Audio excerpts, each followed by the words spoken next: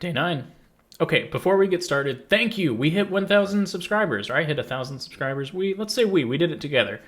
So we hit 1,000 subscribers, and that was a milestone that I never knew if I would hit. And this video series has been big, very big for that. So I really appreciate everyone who's stuck around and subscribed and just enjoyed these videos and commented and like and all that fun interaction stuff that makes the YouTube algorithm happy. I really appreciate you and your support, and hopefully you're getting stuff out of this too, because I'm having a blast making these videos.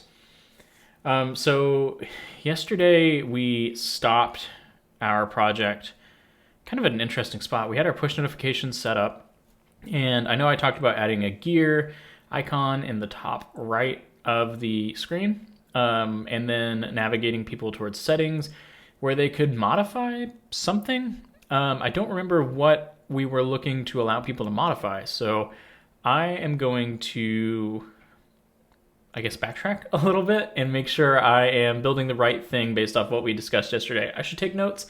Maybe I'll start doing that, but for now, we're going to go ahead and backtrack a little bit. We're going to do things in a little bit of a different order. I mentioned doing an app icon today. I will have to probably put one together in Figma. I don't know. I guess we could do that now. Let's go ahead and let's give that a shot. Sorry, the notification for Philosopher's Stone just came in, I guess. So that's what that beep was.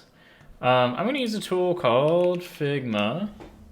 So if you haven't used Figma before, it's a really excellent design tool. It can be free. You can also pay for it. I am going to use it as a free user.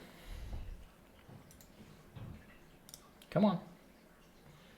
So we'll start with our app icon and start there today. The other thing I mentioned in the previous video was a settings view. This is taking its time to become interactive, isn't it? So that settings view would be, let me run this again. Okay. That settings view would be like a gear in the top right corner of the screen that takes the user to a spot where they can manage their settings for the app. In our case, we really only need one setting right now, which would be a setting for checking if the user has enabled push notifications or not, and allowing them to manage that here. So that way we don't, like, you know, if they say no, I don't want push notifications, we don't ask them every time they open the app. That's kind of annoying. And our goal is not to be an annoying app. But for now, I'm going to let this launch in the background, and we're going to create a new design file. Sure, I just generate a board using AI or browse templates. Ooh, AI, fancy. I just want an app icon. Is it too much to ask for? Let's see what it gives us. Perusing possibilities. I don't... What? I just want a whiteboard. Or not a whiteboard, but a design file. Is that too much to ask for? Okay, cool. Okay, so I can press the A key to create a new frame in Figma. I used to call these artboards, and I thought they did too, but I guess they're called frames now. Very dissatisfied. Okay, so we want to build a app icon, and I thought that Figma had some templates. Maybe I'm thinking of Sketch, but one of them had templates for sizes, so you didn't have to worry about creating the sizes for everything. But in our case, we're just going to start with, I wish that would launch. Is it still working? It is still working. I really want to know what this orange is. So it looks like 255.255.1520, which is excellent. So what we can do is we can take that and we can add that here. RGB 255.255.152.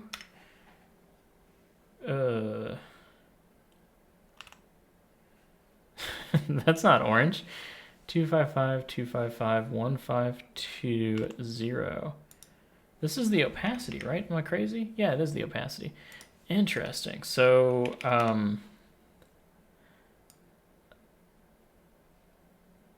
do we get that orange is the question. So I like this orange. I would like to use this as one of our colors. Oh, don't change it. So I think what we can do is we can pull up material theme, since it's a material color. And I want to just find their colors and see if we can get a hex value for that color.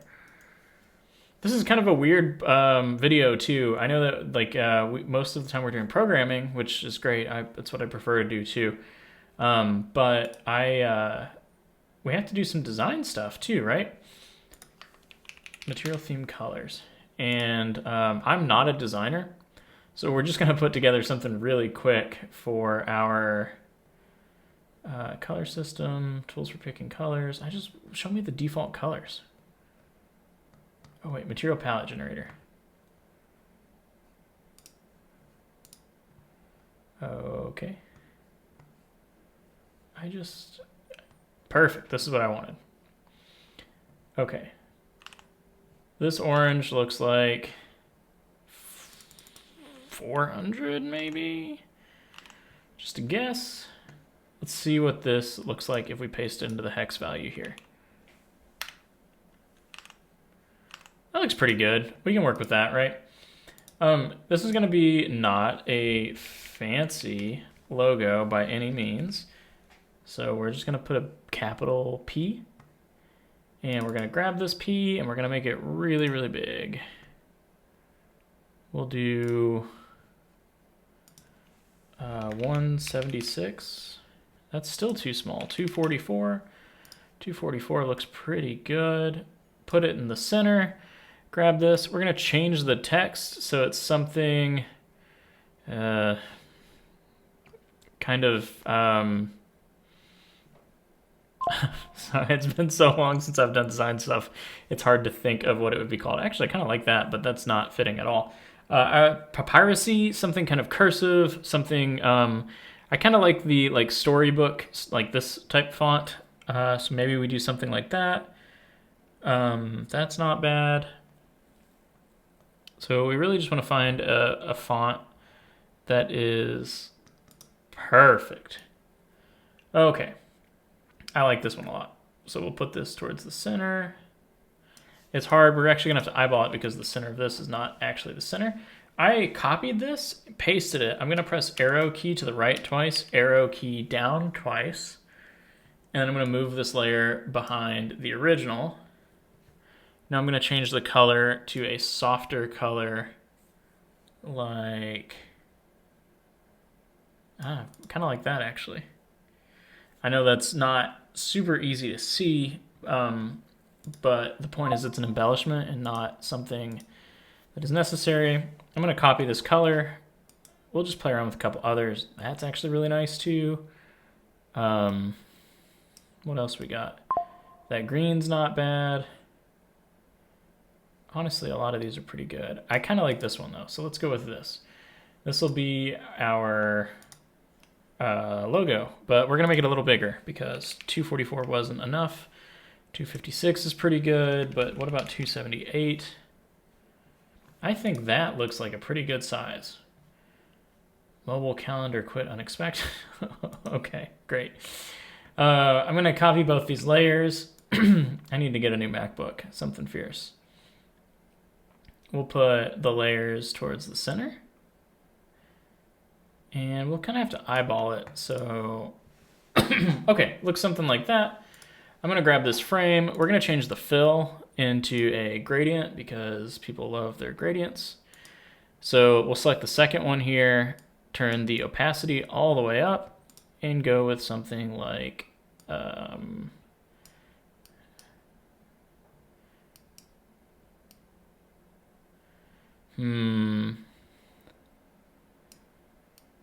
something like...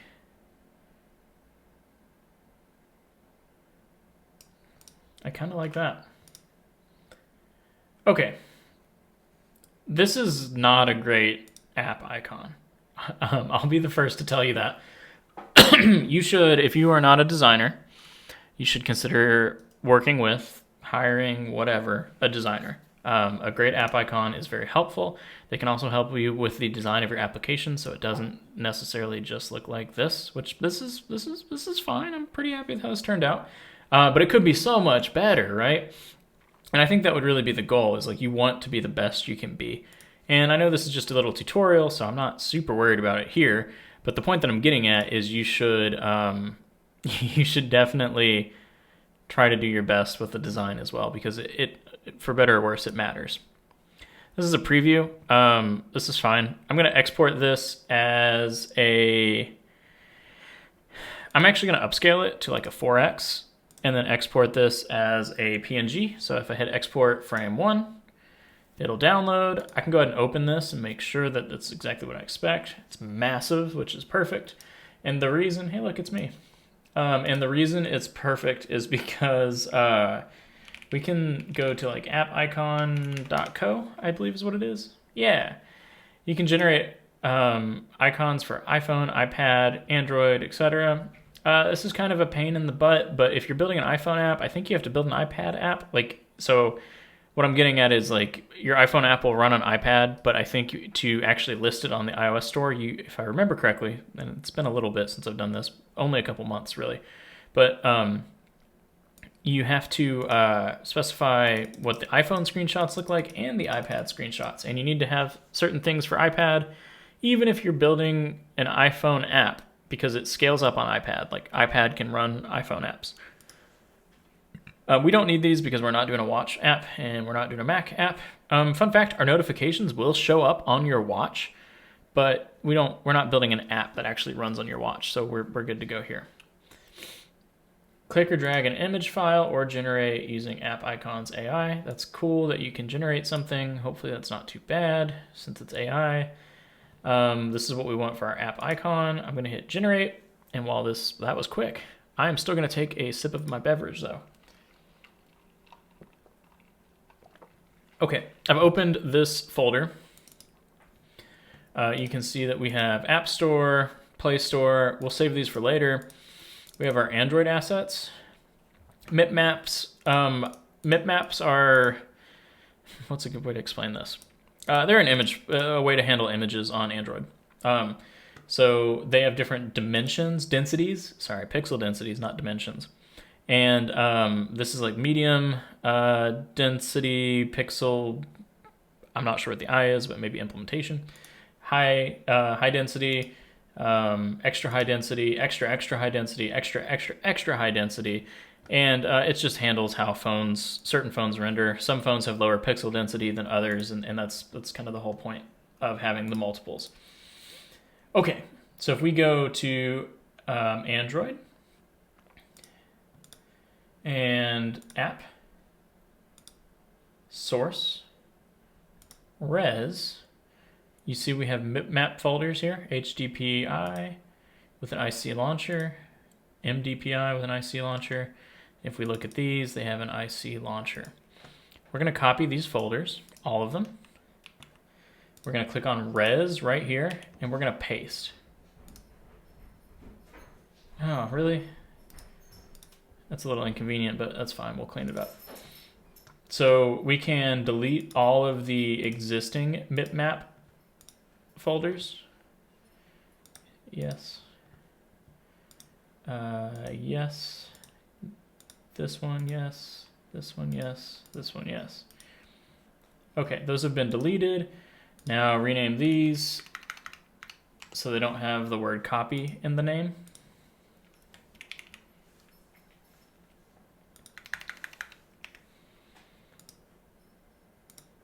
Okay, come over here, rename these so they don't have the word copy in the name.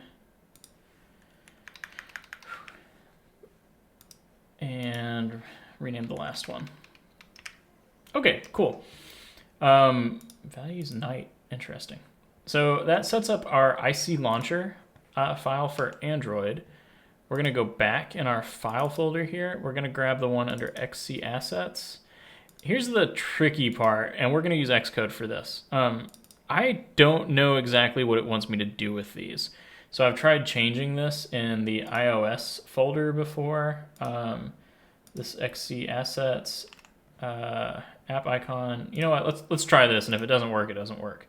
I'm gonna delete this folder, and then I'm gonna copy this folder, click on XC assets, and then paste.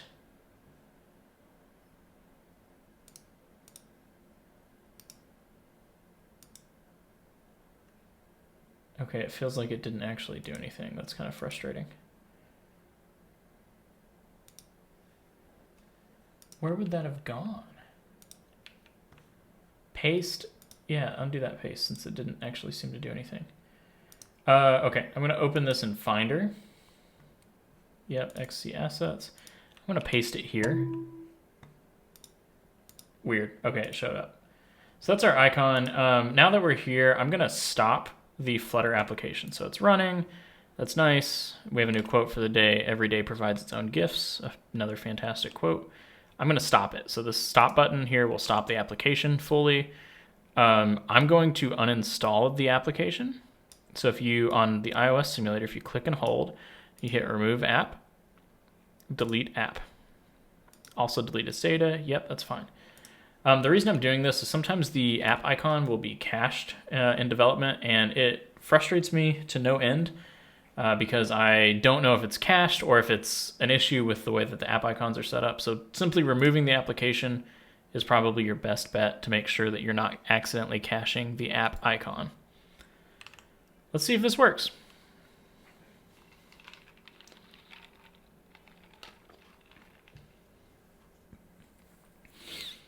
In the meantime, while this is launching, I'm going to talk about another package we're probably going to use.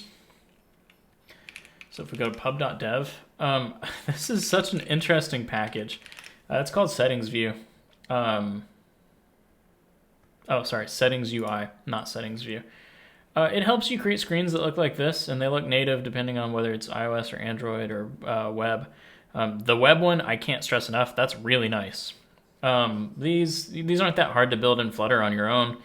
It just makes it so much easier and quicker, and no one really, like, the thing that shouldn't get you excited about building your application shouldn't be the settings view, it should be the actual functionality. So this allows us to spend minimal time on things like the settings view.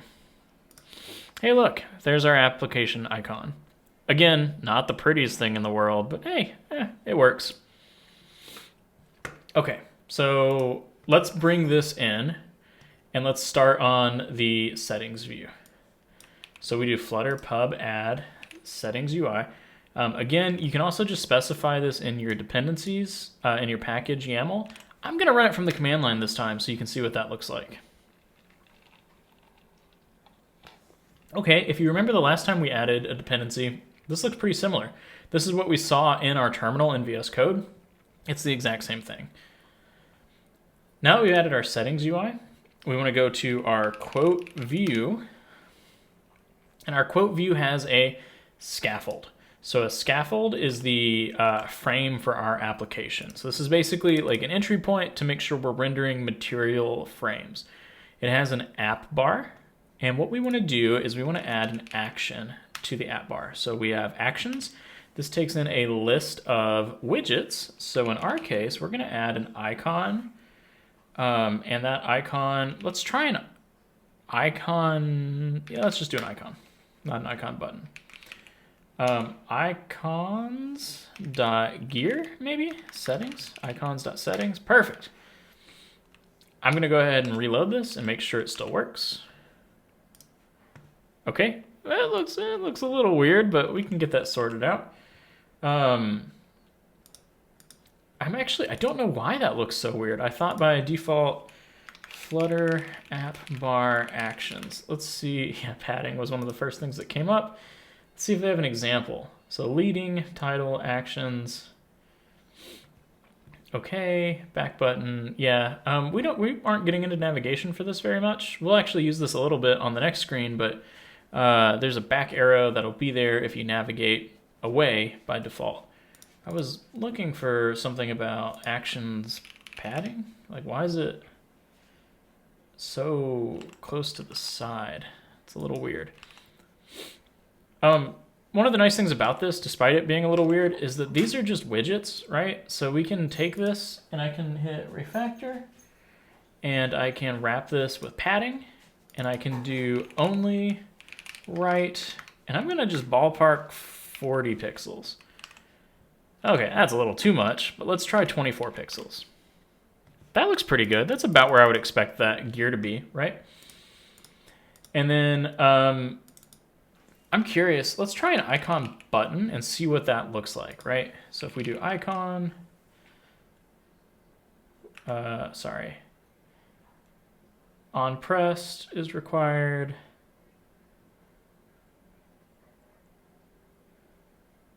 Required widget icon, so we have that, and we need an on pressed, which would be something like this. It's worth mentioning that this is not an icon, this is icon data. So if we want to do an icon, we have to pass in the icon widget and then pass in that data. So now that we have a button up here, hey, that's pretty good. And it actually looks a little more like what I would expect with padding. So I'm going to see what happens if we remove this padding. This would probably be the simplest way to do that. Okay, still a little too close to the edge for my liking, but I'm pretty happy with right 4. Works for me. Now that we're here, we have an on-press listener. I'm going to make this a const so it stops yelling. We have an on-press listener. What we're going to do is do navigator.of context. This is similar to how we used a scaffold messenger earlier down below. And it's doing more or less the same thing. It's looking up a navigator from the context, just like we were looking up a scaffold messenger from the context. I want to do a push. We're going to push a route. So this will be a material page route. And this gives us some built-in animations that are really nice. This builder takes in a context. I'm going to go ahead and add a semicolon. This has to return something. It needs to return a widget. So we can return material page. Dynamic isn't a widget. And then our child will be something like a scaffold. And it'll have an app bar.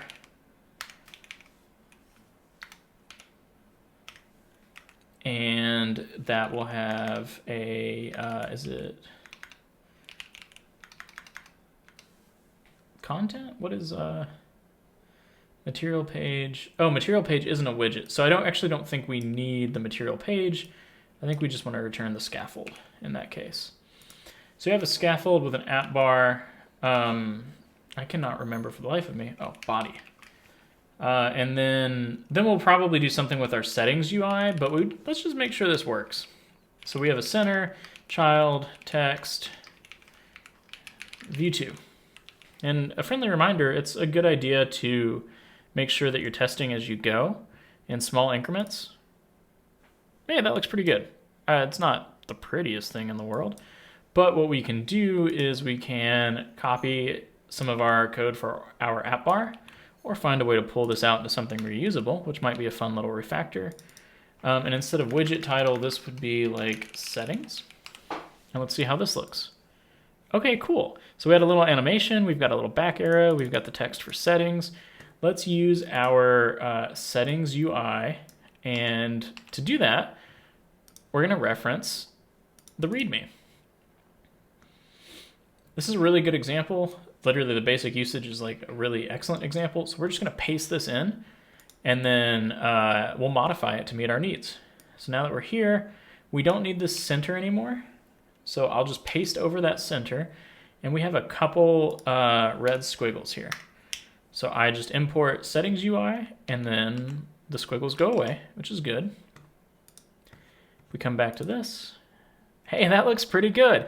We don't have other languages or custom themes or anything, so let's trim this up so it is set to something meaningful for our application. So in our case, we can remove the language stuff. Should give this a title. Instead of common, we're going to call this notifications. We're going to have this set to allow notifications.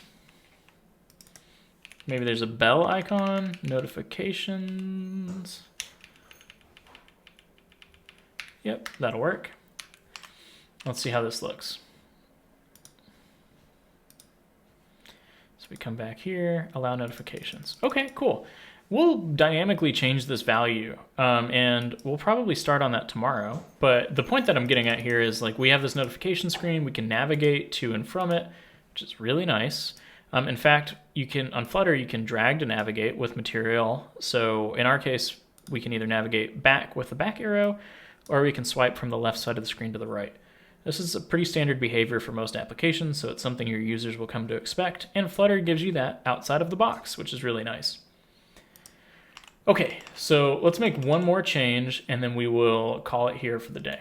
So we have all of this going on, right? There's a lot going on here. Namely this. This is like its own view. So you know what we're going to do? We're going to pull it out to its own view. So we'll highlight everything from scaffold, not the return, but everything from scaffold down to the end of the scaffold. And we're going to give this a new name. And I'm going to call this settings view. And we will leave it unimported for now because it doesn't exist. In our lib folder, we're going to add a new folder called settings. We're going to add a file called settingsview.dart. We're going to paste this right here. That's actually a bad move. We're not going to paste this right here. We're going to type st and then find the one that's a stateful widget. That will generate most of this for us. In fact, I'll show you this one more time. So if we type st, f, or st and then go down and select this one, in VS Code with the Flutter extension, it will give us a widget that's already set up and ready to roll. So if you don't have the VS Code plugin, you're using Vim or something else really cool, just type out what you see on the screen right now. And we're going to change some of these names, so stick with me as we change the names. So this will be settings view. And because of the way this template starts, it has cursors in all the right places so that these names match what they need to match. Okay, so now in my return, right here where it has a placeholder, I'm going to replace that with the value we copied. So this is the settings UI stuff that we had on the previous screen. I'm going to import right here, settings UI. You can add it up here if you have not imported it. And then I'm going to make this a const, and we'll make this a const too. And this can be a const, and this can be a const. Okay, our application's in a broken state right now. I know that because I have, I guess, enough experience building Flutter to know that it's in a broken state. But one thing we can do is we can click on problems down here, and we can see problems that our application has. So you can see the method settings view isn't defined for the type quote type state. Let's click on that. Okay, that's because we need to import our settings view. We can also make this a const constructor, which is excellent, good for performance. And now we have some warnings, like these packages aren't being used. So if we click on those, we can come back up here and remove these. So code actions has removed unused import or all imports in a file. In our case, that's going to take care of a couple of these. So let's do that. Okay. This is an interesting one. So the imported package time zone isn't a dependency of the imported package. So what we can do is we can do flutter pub add time zone. And the reason that we're seeing this is because one of our packages that we depended on, Flutter local notifications, has this as a peer dependency. So we were able to pull this in even though our package didn't specify it as a dependency. That's not really a good practice. We want to make sure that we're specifying all of our dependencies in our pub spec. We have some more unused imports in our main.dart. Let's clean those up. And we have one more in our quote selector test. I forgot we wrote tests. It's been a while. Okay, there's a to-do that we've added. We'll leave that for now. And then there's also a informational error or an informational problem, which is you probably don't want to invoke print in production code. We'll remove that later. Okay, so if we restart our application, we should see our gear. And if we click it, it takes us over to our settings view and we can navigate back and forth. Pretty good. I'm pretty happy with how that turned out. So what we'll do tomorrow is, you know how we added a quote view model? we're going to add a settings view model. And our settings view model is going to look really similar to this, actually. And the main difference is probably, I don't know, we might still use Hive. It might be better than pulling in another dependency. But we will create a new way to store our settings for our users, so they can store whether they want push notifications or not. And then if they want push notifications, we'll make sure that they have given us permission to send them push notifications. Make sense? I hope so. Okay, this video has been a little more interesting for me than some of the others, mainly because of a lot of weird technical issues and other oddities. So I have a couple of videos that I have to stitch together, so hopefully the content turned out okay. Thank you so much for your time. As always, I'm Brad, and I really appreciate you sticking with me this far. Let's finish this app. That's the 10th. Let's finish it soon, and then we can talk about what it looks like to get this deployed on an actual device, so you have something to show off on Christmas with your family or your friends or whoever you're hanging out with this holiday season. Have a great day.